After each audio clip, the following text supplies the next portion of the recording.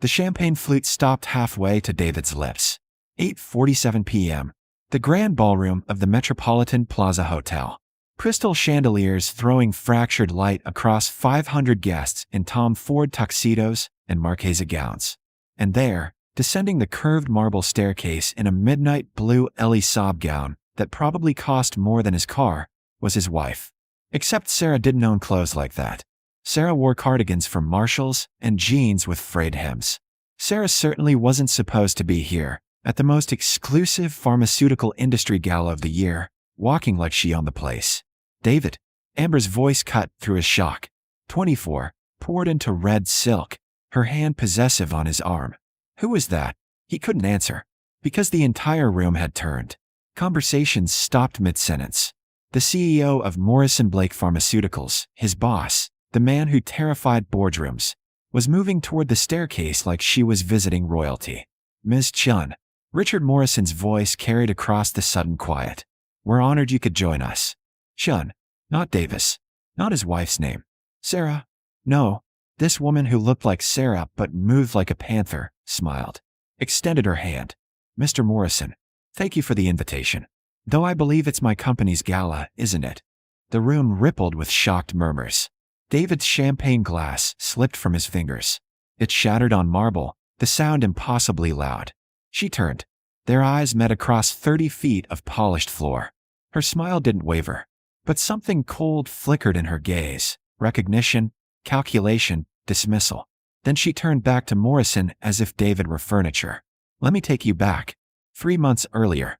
That's when the cracks started showing. 3 months earlier, the smell of cheap ramen and discount fabric softener filled our studio apartment. 11:34 p.m. David came home late again, his Nordstrom suit jacket slung over his shoulder, smelling of expensive perfume. Working late, I didn't look up from my laptop. Medical coding certification courses. The screen glowed in our dark apartment. We couldn't afford to run the overhead lights. Client dinner. He loosened his tie. Hermes. I'd bought it at a thrift store, but he didn't know that. Thought it was authentic. You wouldn't understand the pressure I'm under, Sarah.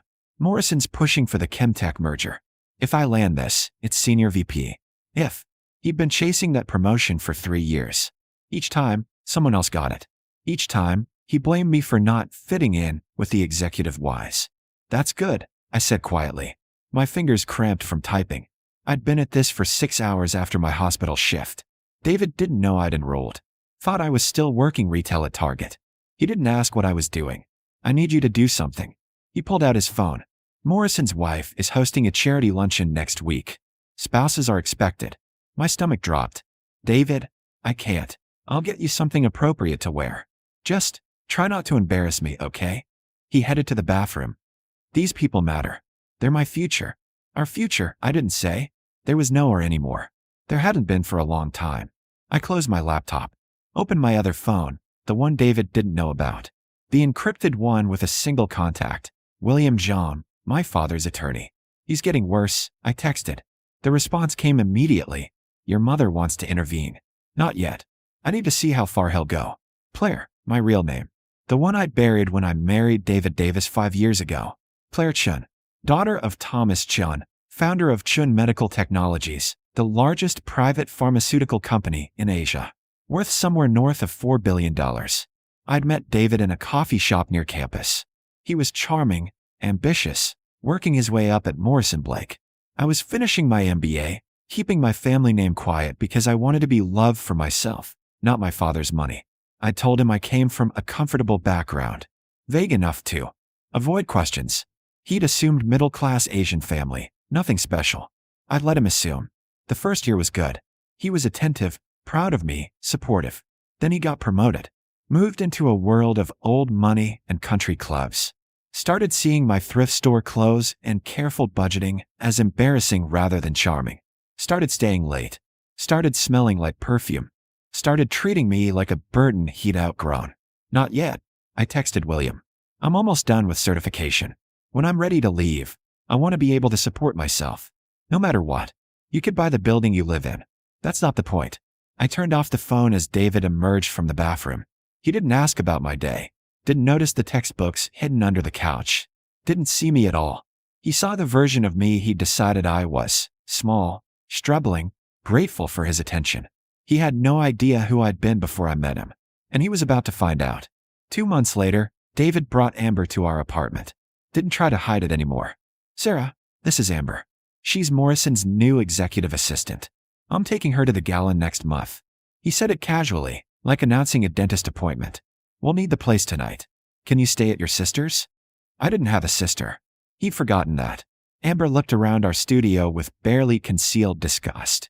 Her Tory Birch bag probably cost more than our monthly rent. "This is where you live." She laughed. "David, you poor thing."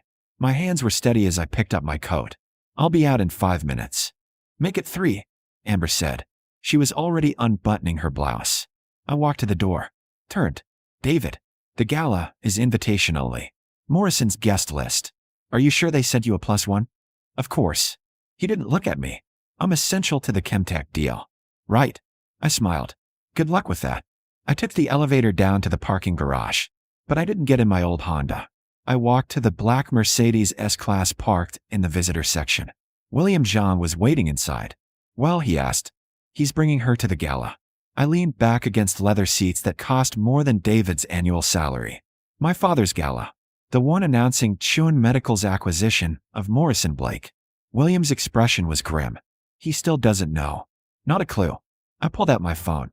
The real one. "Tell my mother I'm ready." "And William? I want the announcement done right. Full drama. Your father will be pleased." He never liked David. My father has excellent instincts. I looked up at our apartment window. The lights were off now. Let's show David what happens when you underestimate the quiet girl in the corner. The gala invitation arrived at our apartment 3 days later. Embossed gold lettering on cream cardstock. Mr. David Davis and guest. David held it like a sacred relic. "This is it. This is everything." He looked at me. Actually looked at me for the first time in weeks. "I'm taking Amber." "Obviously. But Sarah, maybe you could thank Morrison's wife for the invitation?" "I don't have Morrison's wife's contact information." "Right. Well." He set down the invitation. "Probably better you're not there anyway. This is business." I nodded slowly. Probably better. What I didn't tell him, my invitation had arrived at my other address. The penthouse at Harbor Towers I'd kept secret for 5 years. Ms. Claire Chen, CEO Chen Medical Technologies, and guest of honor. The day of the gala, I left the apartment at noon. David barely noticed, too busy getting ready, his tuxedo, rented, though he'd told Amber it was custom, hanging on the bathroom door. "Where are you going?" he called as I reached the door. "Work." The truth. Just not the work he imagined. At Harbor Towers, my team was waiting. Hair, makeup, styling. My mother had flown in from Hong Kong, bringing the Ellie Saab gown she'd commissioned for this moment. "You're sure about this, darling?" She fastened a diamond necklace around my throat. Cartier. Free carats. The kind of jewelry David didn't know existed in my world. You could divorce him quietly. He brought his mistress to our apartment, Mother. He told me to leave so they could have sex in the bed I paid for. Her eyes hardened. "Then we destroy him properly." Not destroy. Just illuminate. I looked at myself in the mirror. The transformation was complete. Claire Chen, the woman I'd hidden for 5 years, stared back. "He needs to understand what he threw away." My father called from the car. "The press is ready. Morrison's been briefed. Are you prepared for this?" "I've been preparing for months."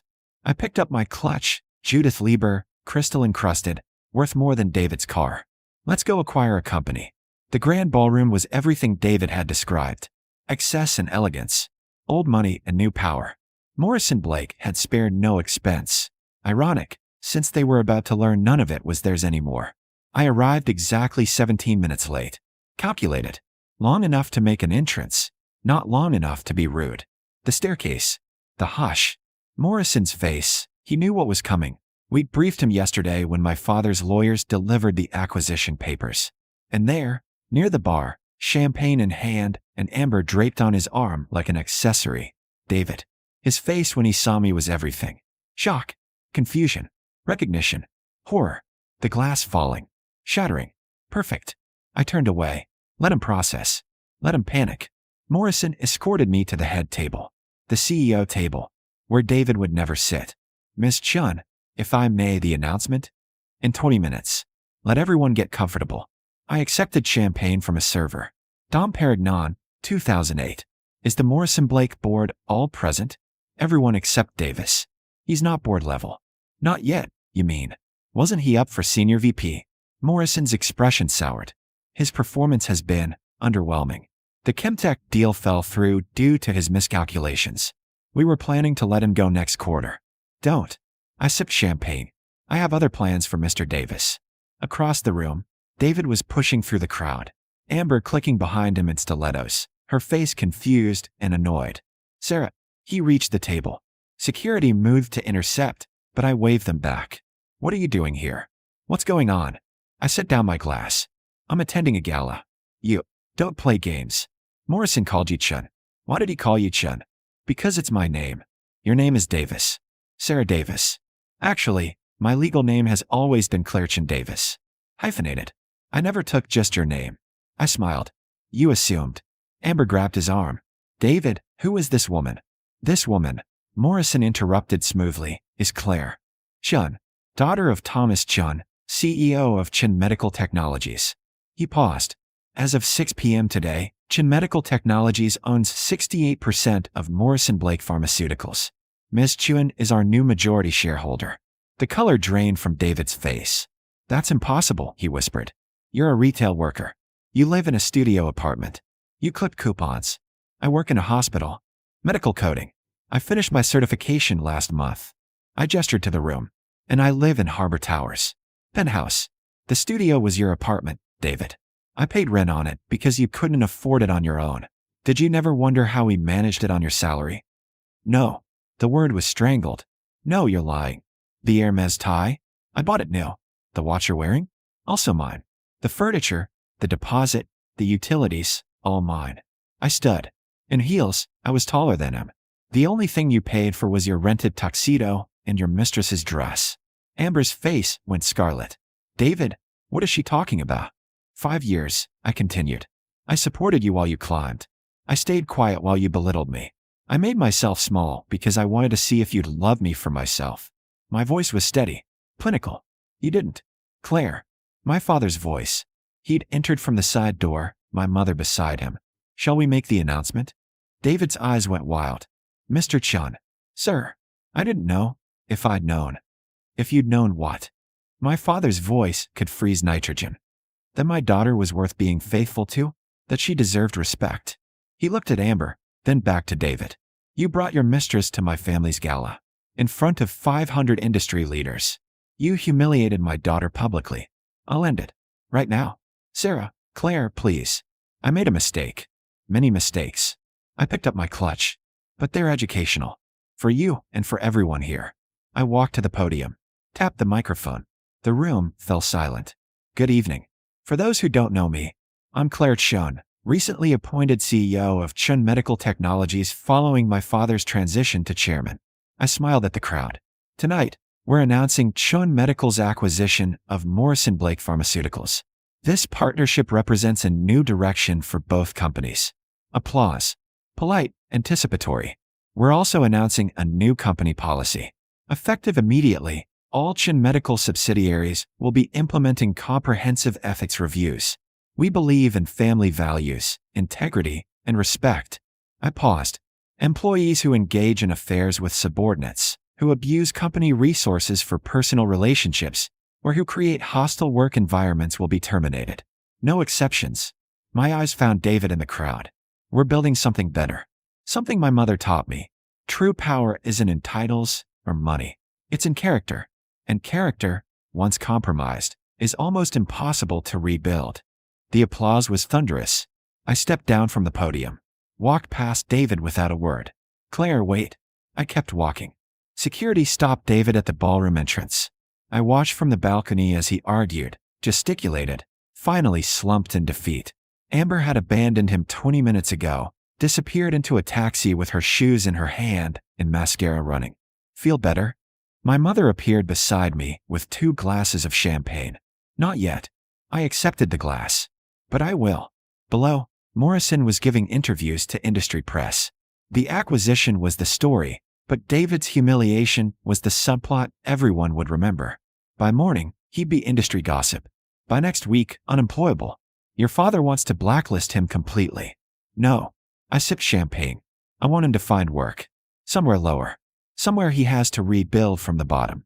I want him to understand what it feels like to be dismissed, overlooked, underestimated. You're more merciful than I'd be. Not mercy. Justice. I watched David finally leave, shoulders hunched, a man who'd lost everything in one evening. He gets to start over. But this time, he doesn't get to stand on someone else's back. Monday morning, I arrived at Chun Medical's North American headquarters at 7 a.m. My office occupied the entire top floor of the Harbor Tower, the building David had walked past every day, never knowing I owned it. My assistant, Grace, had coffee waiting. The Morrison Blake integration team is ready. And Miss Chen, there's someone in the lobby. He doesn't have an appointment, but he's insisting, David. Yes, ma'am. I should have expected this. Send him up. But Grace? Time it. 15 minutes. Not 1 second more. He looked smaller somehow. The rented tuxedo had been returned. He wore a wrinkled suit I recognized from our closet. The closet in the apartment I'd already had cleared out. My things moved back to Harbor Towers where they belonged. Claire. His voice cracked. Please. Just talk to me. I gestured to the chair across from my desk. Didn't offer coffee. You have 15 minutes. I love you. I know I screwed up, but I love you. You love the version of me that seemed safe. Small. The one who made you feel powerful. I opened my laptop. You don't love me, David. You never knew me. That's not fair. You lied. I never lied once. Not one single time. My voice was sharp. I told you my last name was Chun. I told you I came from a comfortable background. I told you I was working in healthcare. Every single fact was true. You made assumptions. He slumped. Why? Why hide it? Because I wanted to be loved for myself. Not my father's money. I met his eyes. And for a while, I thought I was. But the moment you got a taste of real wealth, real status, you started seeing me as an obstacle. Deadweight. Someone beneath you. I was wrong. You were. But David, it's not about being wrong. It's about who you became when you thought no one was watching. When you thought I had no power to stop you. I closed my laptop. You brought your mistress to our home. You told me to leave. You looked at me and felt nothing but contempt. I was an idiot. You were honest. Maybe for the first time in years. I stood. Your things are in storage. Unit 247 at Public Storage on 5th Street. I've paid through the end of the month. After that, it's your responsibility. Claire, I have nowhere to go. That's not my problem anymore. I moved to the window. The city sprawled below, glittering in morning sun. I checked with HR. You have 6 weeks paid leave remaining. Use it to find another position. I won't block you, won't sabotage you, but I also won't help you. What am I supposed to do? Whatever you want. You're a free man, David. Isn't that what you wanted? Freedom from the embarrassing wife who didn't fit your image. He was crying. Actually crying. I threw away everything. You did. I turned. But here's the thing. You're young, reasonably intelligent, capable of learning. You can rebuild. Just not with me, not in my companies, and not by stepping on people you think are beneath you. Grace knocked. Ms. Chun, your 15 minutes. Thank you, Grace. I looked at David. Goodbye, David. I hope you become someone better. Claire, goodbye. Security escorted him out. I watched his reflection in the window until the elevator doors closed. Then I sat down and cried. Not for him. For the girl I'd been 5 years ago, who'd believed in love over power. Who'd thought hiding her wealth was romantic rather than dangerous. She'd learned. God, she'd learned. 6 months later, I was reviewing Q3 projections when Grace buzzed. Miss Chun, there's a Dorothy Davis online too. She says she's your former mother-in-law. I'd been expecting this call. Put her through. Claire. Dorothy's voice was warm, sad. I hope it's okay I'm calling. Of course. How are you, Dorothy? I should be asking you that question. She paused. David told me everything. What he did. Who you are. I'm calling to apologize. You didn't do anything wrong. I raised him. Somewhere I failed. I heard tears. You were always so kind to me. And he treated you like you were disposable. Dorothy. I gentled my voice. David's choices are his own. You're a good person. You always treated me with respect. He's working at a medical supply company now. Entry-level sales. He's struggling. But maybe struggling is what he needs. Maybe it is. Claire, thank you for not destroying him completely. You can have. I know. I looked at the photo on my desk. My parents, my brother, Me at Oxford graduation. Family. Real family. But destruction isn't the goal. Understanding is. After we hung up, I returned to my projections. The Morrison Blake integration was exceeding expectations. Revenue was up 18%. Employee satisfaction had increased 23% after we'd eliminated the toxic leadership David represented. My phone buzzed. My mother. Dinner tonight? Your father wants to discuss the Singapore expansion. Can't. Board meeting until 8. Tomorrow then. And darling, we're proud of you. I smiled. Set down the phone. Looked out at the city. David had wanted this life. The corner office. The power. The respect. He'd wanted it so badly he'd been willing to betray the one person who actually loved him. What he didn't understand. This life wasn't about wanting. It was about earning. About being worthy of the responsibility. I'd spent 5 years being underestimated. Being dismissed. Playing small. Now I spent my days building something better. Companies that treated people with dignity, leadership that led by example, wealth that served purpose beyond luxury. David lost a wife he never valued. I gained myself back. The woman I'd hidden. The leader I was meant to be. The quiet girl in the corner wasn't weak. She was just waiting to step into the light. And when she did, she didn't just shine. She illuminated everyone around her, showing them exactly who they'd always been. David saw who he was that night at the gala. Small, grasping, cruel when he thought he had power. I saw who I was too. Strong enough to hide, patient enough to wait, and wise enough to know that true power is never about revenge. It's about becoming so undeniably yourself that no one can ever make you small again. The champagne glass shattered that night, and from the shards, I built myself a throne.